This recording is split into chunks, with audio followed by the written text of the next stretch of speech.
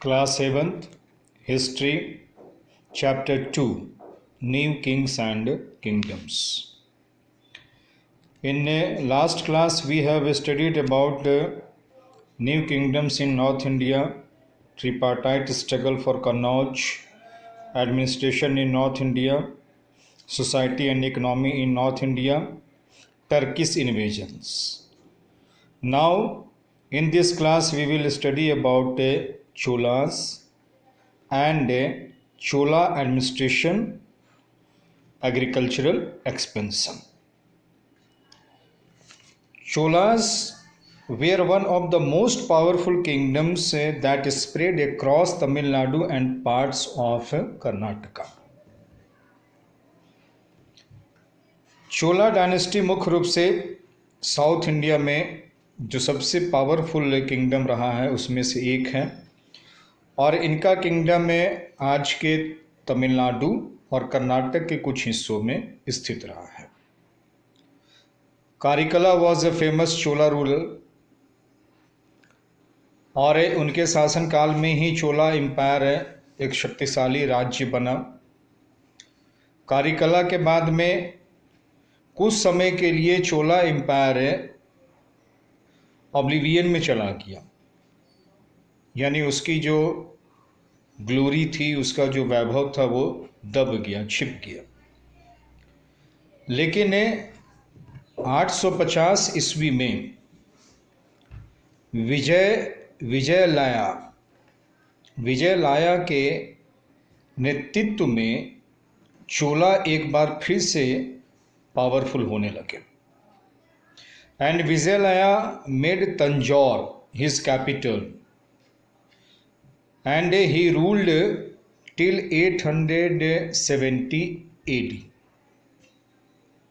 हालांकि विजयालया ने चोला एम्पायर को कंसोलिडेट किया और जितनी टेरिटरी उन्होंने जीती थी उसको उन्होंने एकत्रित करके रखा, लेकिन ये एम्पायर अपने पीक पे पहुंचा during the rule of Rajaraja I and his son Rajendra I, and they both are the most powerful ruler of Chola dynasty and they expanded their land to a large extent. Rajaraja I, जिन्होंने 985 ईस्वी से 1016 ईस्वी तक शासन किया था। Rajaraja first was a strong and efficient Chola ruler. Due to his military skills, he was able to conquer numerous territories. उसने दक्षिण में चेराज डायनेस्टी को हराया और मदुरई के ऊपर जीत हासिल किया। उसी तरीके से चालुक्य के साथ में इनका युद्ध होता है और चालुक्य इनके अंदर काम करने को तैयार हो जाते हैं। राजराजा फर्स्ट के शासन के दौरान में Chola empire had a strong and efficient navy which help the Cholas annex the northern region of Sri Lanka, यानी श्रीलंका के उत्तरी इलाके तक चोला एम्पायर गया था और वो इस वजह से कि इनके पास में बहुत ही मजबूत और सक्षम में नौसेना हुआ करती थी। The region became a Chola province and was named Mummadi Chola Mandalam, यानी श्रीलंका के जिस हिस्से में इन्होंने अपना रूल एस्टेब्लिश किया था उसका नाम इन्होंने रखा था मुमाडी चोला मंडलम। राजराजेश्वर टेम्पल, जिसे कि हम लोग बृहदेश्वर टेम्पल के नाम से जानते हैं, और ये भगवान शिव को समर्पित ये मंदिर है। It was built at Tanjore during the rule of Rajaraja first, और इस मंदिर के बारे में कहा जाता है इसकी विशालता, इसका वैभव, इसका आर्किटेक्चर एंड जो कार्विंग डिज़ाइन इसमें तैयार किया गया है, this is a exceptional quality. The walls of the temple are engraved with his accomplishments, यानी जो इनकी उपलब्धियां रही हैं उन उपलब्धियों को इस मंदिर के दीवारों पर लिखा गया है। राजराजा फर्स्ट के बाद में उनका बेटा राजेंद्र फर्स्ट गद्दी पर बैठता है और राजेंद्र फर्स्ट भी अपने पिताजी की तरह ही मिलिट्री और एडमिनिस्ट्रेटिव स्किल से भरे होते हैं। उन्होंने चोला एम्पायर को और भी ज़्यादा पावरफुल बनाया और भी ज़्यादा एक्सटेंड किया। एंड उनके फादर राजराजा फर्स्ट ने श्रीलंका के नॉर्थ में कब्जा किया था, बट राजेंद्र फर्स्ट ने पूरी की पूरी श्रीलंका को जीत करके और वहाँ पर उन्होंने अपना शासन एस्टेब्लिश किया, चोला एम्पायर एस्टेब्लिश किया। यही नहीं, ईस्ट में Rajendra first also defeated the Pala ruler of Bengal Mahipala after crossing the river Ganga. Ganga नदी पार करके नॉर्थ में वो पाल शासक थे महिपाल, उनको हराया। और उसके बाद में चूंकि दक्षिण भारत के लोग गंगा पार करके अगर किसी को हराते थे तो ये एक बहुत बड़ी उपलब्धि, बहुत बड़ा अचीवमेंट माना था। इसी के लिए उन्होंने एक टाइटल रखा अपने ऊपर, गंगाय कोंडा, यानी द कनकरर ऑफ द गंगा। उसके बाद उन्होंने एक नए शहर की भी स्थापना की वहाँ पर, जिसका नाम था गंगाय कोंडा चोलापुरम।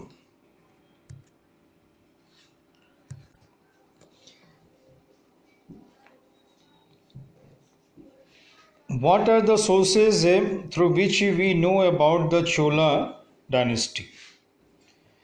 तो चोला डायनेस्टी को जानने का जो सबसे बड़ा सबूत है, सबसे बड़ा सोर्स है, that is Chola inscriptions. The Chola inscriptions are the main source of information to reconstruct the history of the Chola empire. क्योंकि उन्होंने जितनी मंदिरें बनवाया, उन मंदिरों में उन्होंने जो कार्वेशन करवाया था, इंस्क्रिप्शन करवाया था दीवारों के ऊपर, कॉपर प्लेट्स के ऊपर में, ये they provide details of the rulers, their administration, grants and donations and the revenue system. इसके अलावा चोला इंस्क्रिप्शन में चोला रूलर्स के जो मिलिट्री अचीवमेंट थे, दे वेर मेंशन्स। कुछ इंस्क्रिप्शंस ऐसे थे जिसमें कि विलेज असेंबलीज के द्वारा जो डिफरेंट फंक्शंस से परफॉर्म किए जाते थे, ट्रेड गिल्ड्स के द्वारा, और इसी तरीके से एडमिनिस्ट्रेशन के जो डिफरेंट ऑफिसेस थे उनके द्वारा जो परफॉर्मेंस दिया जाता था उसको लिखा जाता था। Land grants were also recorded on copper plates. और इनके जितने भी इंस्क्रिप्शंस होते थे, they were in Sanskrit language, और संस्कृत लैंग्वेज में इसकी शुरुआत होती थी। और पहले जो इंस्क्रिप्शंस लिखा जाता था उसमें पहले लिखा जाता था कि उनके रूलर्स के द्वारा जिन डायटी का, यानी जिन देवी देवताओं की पूजा की जाती थी, पहले उनके लिए 2-4 लाइनें लिखी जाती थी। उसके बाद में इंस्क्रिप्शंस से की शुरुआत की जाती थी, अपने बारे में लिखने की शुरुआत की जाती थी। और फिर रूलर के बारे में होता था, उनके प्रीडिसेस के बारे में होता था, रूलर्स के जितने भी अचीवमेंट्स होते थे उनके बारे में डिटेल डिस्क्रिप्शन होता था। The inscriptions on the wall of the magnificent temples built by the Chola rulers were provide a lot of information on the Cholas. अब बृहदेश्वर मंदिर और गंगाई कोंडा चोलापुरम, ये दो structure they have been the architectural feat of the Cholas. ये नमूने level period के। और चोलास अपने ब्रोंज स्कल्पचर के लिए भी जाने जाते थे। भगवान शिव का ब्रोंज में बना एक नृत्य करता हुआ मूर्ति है जिसे हम लोग नटराज के नाम से जानते हैं, वह ब्रोंज का स्कल्पचर चोलास ने ही बनवाया था। Temples where considered important structure and life during the Chola period centred around them.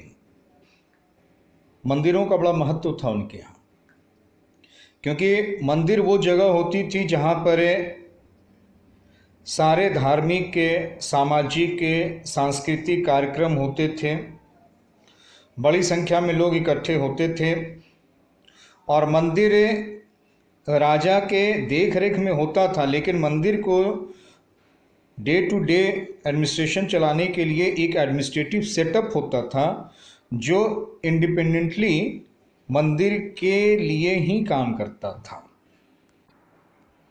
Now Chola administration, चोला लोग अपने प्रशासन कैसे चलाते थे। The king was the head of the state who was assisted by a council of ministers. तो राजा राज्य का प्रधान होता था और उसके सहायता के लिए मंत्री परिषद होता था। चोला पीरियड का जो इंस्क्रिप्शन है वो हमें ये बताता है कि चोला किंगडम का एडमिनिस्ट्रेटिव स्ट्रक्चर बहुत ही इफ़िशियंट था